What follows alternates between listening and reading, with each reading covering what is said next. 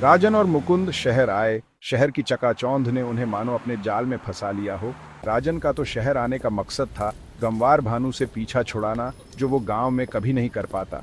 हालांकि वो पढ़ाई में हमेशा की तरह बढ़िया रहा।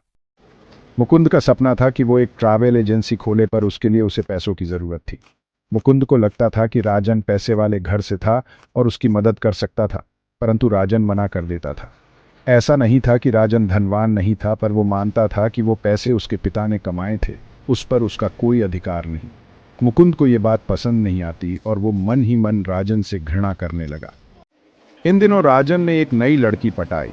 शालिनी बला की खूबसूरत लड़की थी, मानो खुदा ने सारी खूबसूरती उसे ही बख्श दी हो। राजन अक्सर उसके साथ रात रात भर घुमा करता। शहर की चौक मौज उसे स्वर्ग सी लगने लगी। उसने शराब पीना शुरू कर दिया। एक रात राजन शालिनी के साथ था और उसने खूब शराब पी ली थी। दोनों शराब के नशे में एक दूसरे के करीब आते गए और धीरे धीरे पता नहीं कब उनके कपड़े उनके शरीर से दूर हुए, पता ही नहीं चला। और दोनों ने जवानी का पहली बार स्वाद चखा, मानो दोनों ने तृप्ति पाली हो। आई लव यू टू, पर अब मुझे जाना होगा, रात बहुत हो गई है।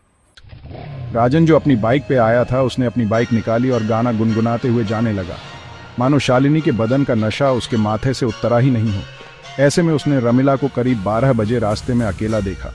हालांकि राजन अच्छे घर का लड़का था, पर आज उसकी सारी अच्छाई पर हवस के बादल छा गए। उसने रमिला के पास अपनी बाइक रोकी और इसके स्तनों की ओर हवस भरी नजर डाली।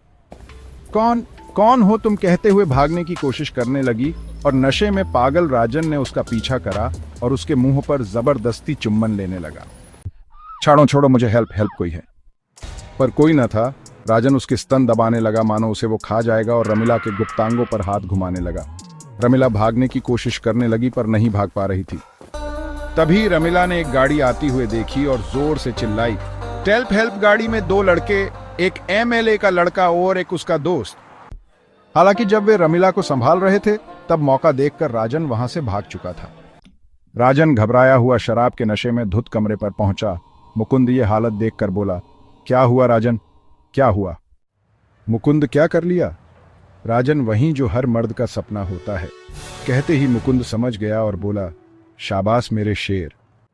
पर कहानी का ये अंत नहीं, अभी सिर्फ शुरुआत थी। इसके आगे का 1 साल राजन के जीवन को किस दिशा में ले जाने वाला था, राजन ने सपने में भी नहीं सोचा था। आखिर अब 3 लड़कियों की जिंदगी से खेल शुरू कर चुका था राजन, भानु, शालिनी और रमिला। कहानी में आपको मजा आ रहा है तो हमसे असली कहानी मजा अभी बाकी है। जुड़े रहिए अगले एपिसोड के लिए, हमारे चैनल की सब्सक्राइब करें।